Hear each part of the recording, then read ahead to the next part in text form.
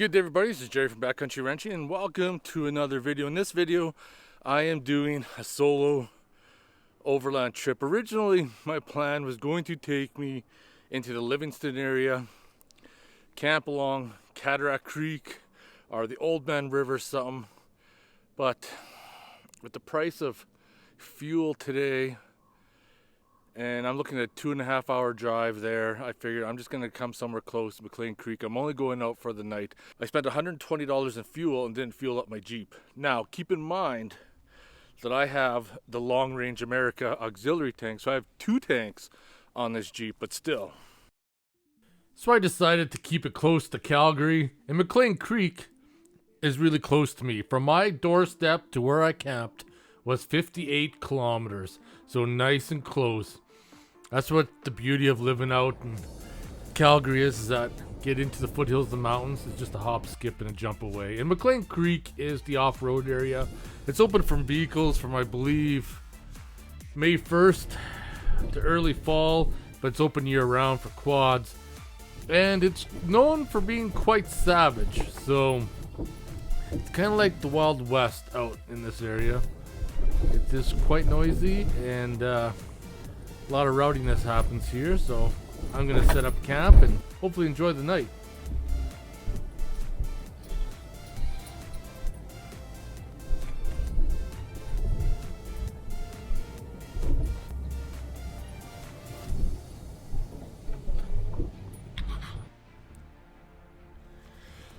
So I found myself a place to set up camp. There is no shortage of wood. Someone had already camped out here. Tons of cans in the fire, in and out. Got a little bit of firewood there. I'll gather up some more later, but I don't need much. Everything I need is right close and handy. There's lots of deadfall, so be no shortage. I think I might just move up a little bit, set up camp. It's not exactly 100% level.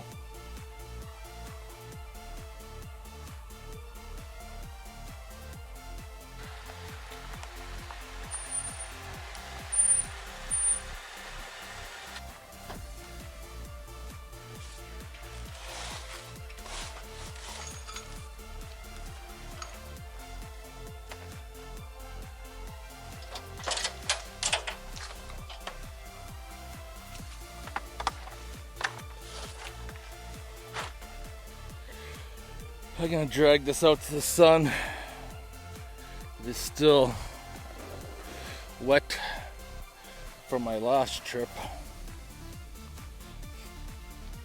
It's nice, hot and sunny, so tarp is drying out pretty quick. I'm gonna clean up this campsite as best as I can.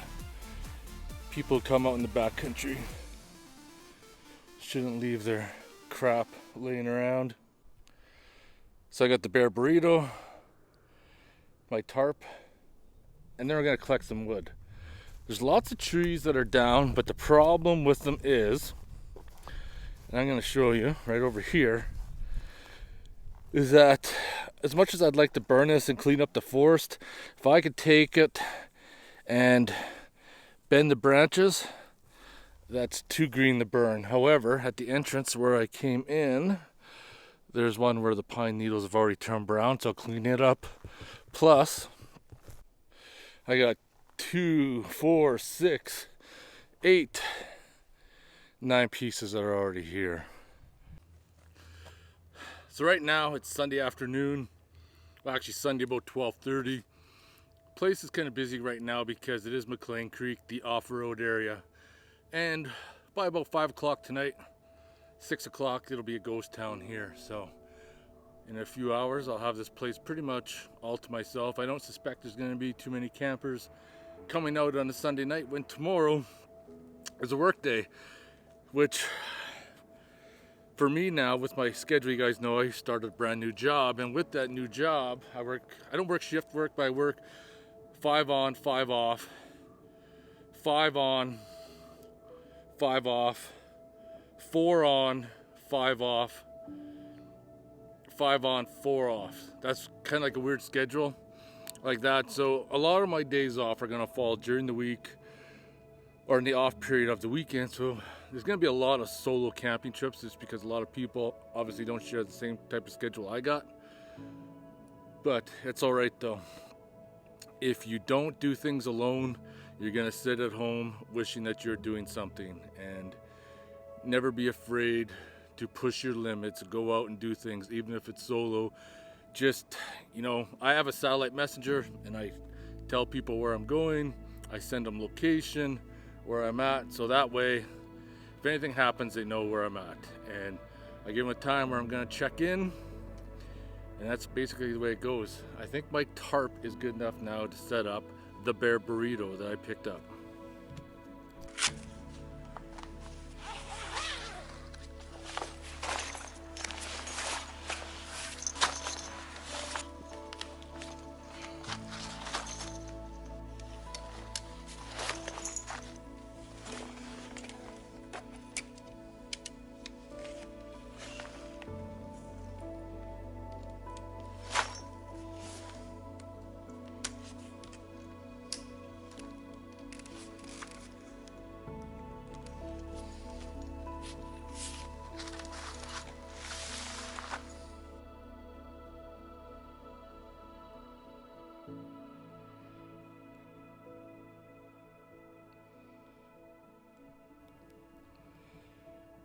So after the first night camping, because it's such a wide mattress in there, I picked up the matching sleeping bag, which is the same width as the tent. This is a cold weather sleeping bag, which is good because we're still in spring weather. Big question is rated for -12, but once you get it out of the bag, how easy will it be to get back in is the $1,000,000 question. The Bear Burrito is set up. Like I said, this is a -12 sleeping bag. I did throw the wool blanket in there, but I don't suspect I'm going to need it. I'm going to leave the front open for some fresh air. I did dig out the fire pit, and it looks like people have been burning all sorts of garbage in there. There's nails and screws. This is what nobody talks about, but is becoming a huge problem.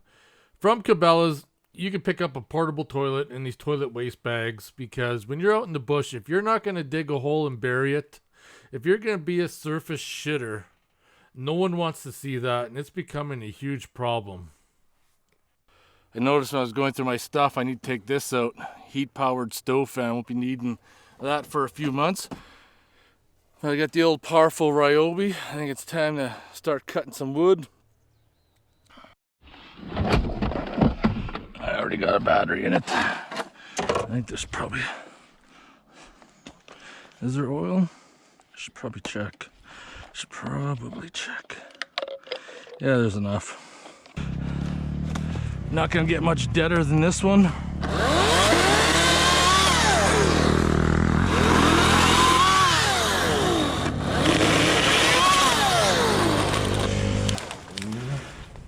Oh, it'd be nice when everything's electric. You won't have to listen to loud dirt bikes.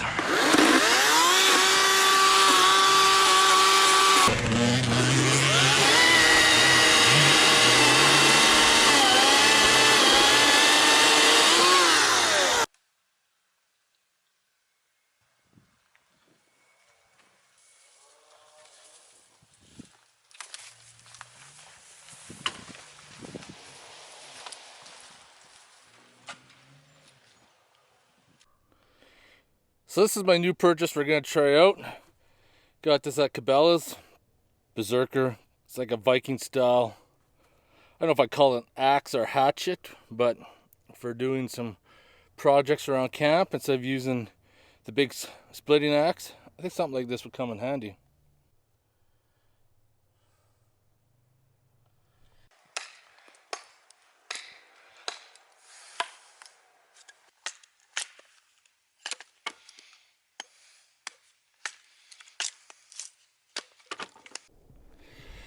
This is the wood, just got it up a little bit. That should last me for tonight. Do some splitting. So this is the axe sharpening stone I just got. One side is rough, one side is fine. Because my Fisker's splitting axe is definitely seen better days. So I'm gonna get some water to put on the stone.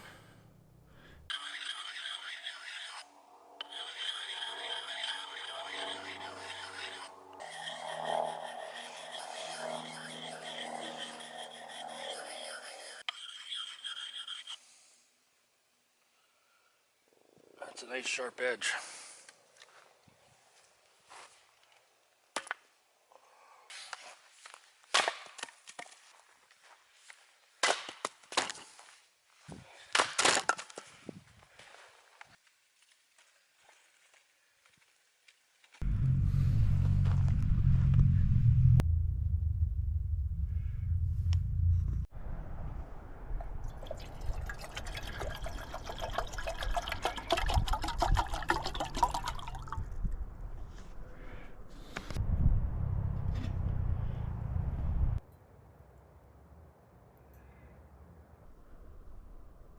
Oh, we're close to boiling. We're getting close. It's pretty efficient. I might throw in some more wood.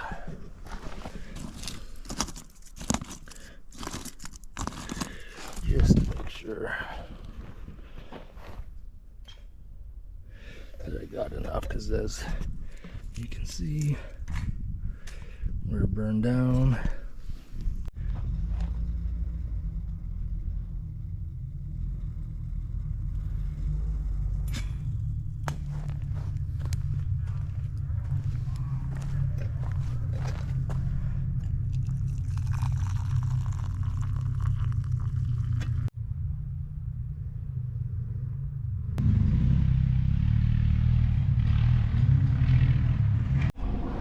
Just have to get out of the sun for a little bit and sit in the shade, drink my tea, probably get the drone up,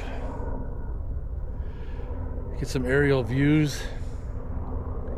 Beautiful day out, beautiful day. We're still in the early stages of spring. There's still snow in the ground in sections, but we're doing good.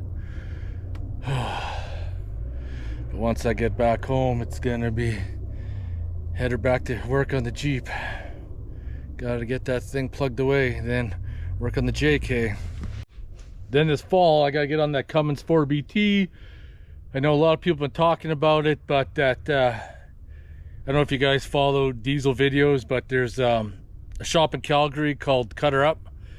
And Rob is the owner, and he's been making YouTube videos, and he wants to do a video collab with that Cummins 4BT, which I think would be pretty good, because probably want to get it rebuilt, and I'm not sure what I'm gonna do with it. I think a four-door Cherokee, not an XJ, but a four-door Cherokee or something would be a perfect donor for it. I think that would be ideal.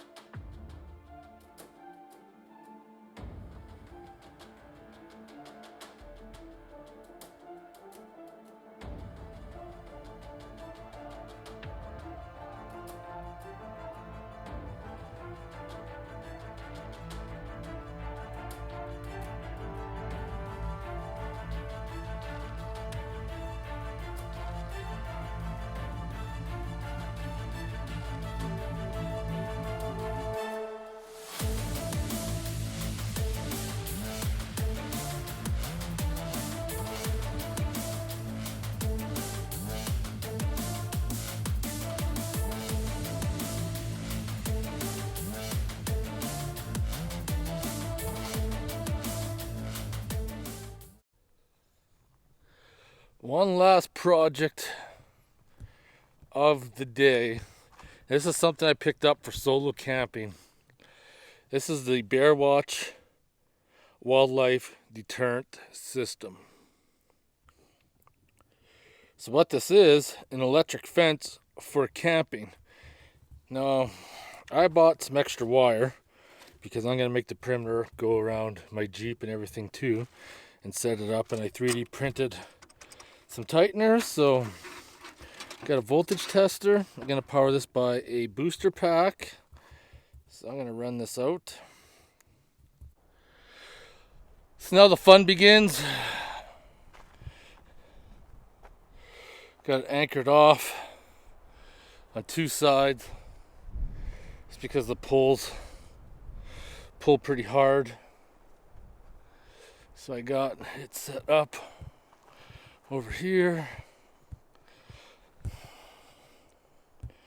Need to power it by 12 volts, so I'm going to use a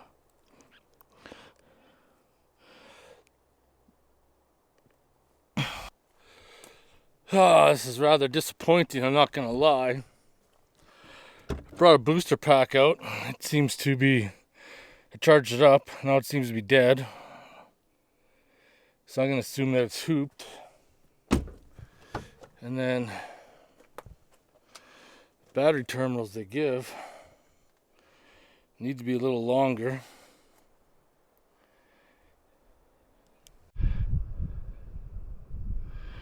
Alright, looks like I'm drawing 6 amps. I'm gonna run both of them down there. I think it says 13.1 volts coming out. So I'm gonna run like that to charge both. That way I can keep the cooler going. Well, I could just plug it into the Jeep too, but the idea is to run off these packs.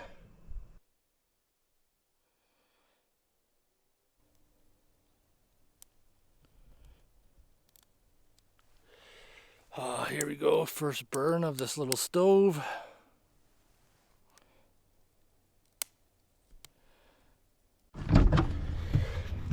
Ooh, I think it's time to crack open a beer finally. What do I feel like to start off? Whoops. Two Wolves Premium Canadian Ales, Great Plains Brown Ale, 5.5%. Finally, it's motherfucking beer time.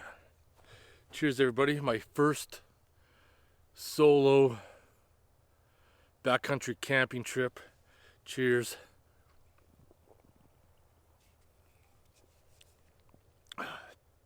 Two Wolves Great Plains Brown Ale. This is actually pretty good. This is a good beer. Yes, indeed. This is what we got on the menu tonight, your typical salads.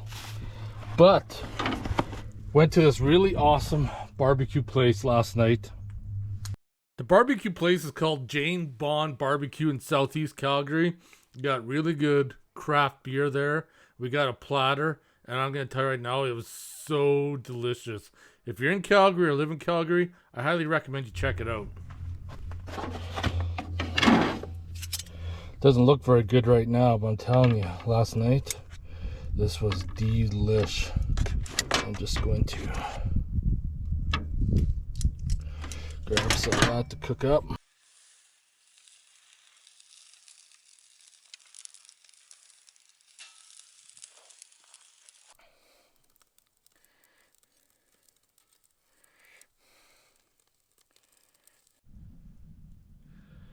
It's warm out today, so I'm sitting back from the fire. Next beer, Phillips Brewing and Malting Company Dino Sour Stone Fruit Sour. What's the light beer? 4.2%. Normally most people would kick back with some music, but I'm so tired of the music, especially today. So I downloaded some podcasts. Klondike Gold Rush History. It is 2 seasons long. Second fortune. Hundreds of men assembled dog teams, packed their sleds, and got ready to follow him. At 11 p.m. on January 10th, Doherty and his friends finished their whiskey and sodas at the Aurora Saloon and stepped outside to their waiting dog teams. Hundreds of others were waiting too. In the end, more than 50 sleds took off after Doherty and his friends. Others followed on foot. Arizona Charlie was said to have been seen leading an ox loaded with his gear. The temperature plunged to 60 below Fahrenheit, or minus 50 Celsius. When it was time for sleep, Doherty and his friends set up their tents, portable stoves, and thick sleeping robes. I'm going to tell you right now, back in like 2014, I think it was, me and my friend Derek took a trip to the Yukon, explored some of the history of the gold rush and everything else, did a tour of Alaska, like top of the world from Dawson to Alaska, went down to Chicken to Tok. I'm going to tell you right now, if you've never been to the Yukon or Alaska, you are missing out. It is probably the most beautiful place. If you were looking for like the last frontier, that is probably it. And once Tomcat passes away and I'm able to like freely travel like that again, I'm heading back up to the Yukon. Anyways, I'm gonna try this Dino Sour.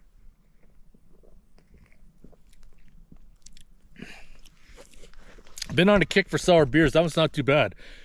It's either like an IPA or a sour. But I'm gonna listen to my podcast now.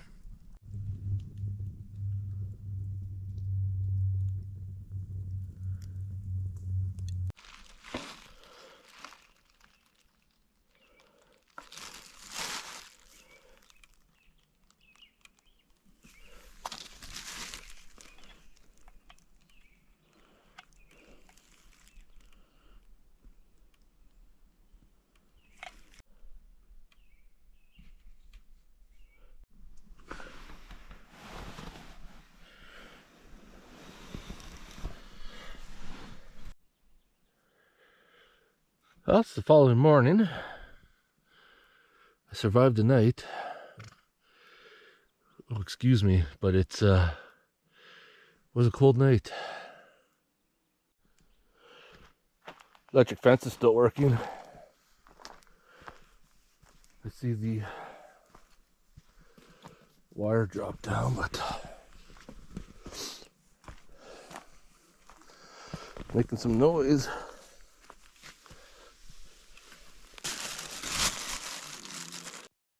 The morning and night was a lot colder than I thought. I had a hard time sleeping. By 2 o'clock in the morning, I was pretty chilly, and I was wishing that I had brought my diesel heater.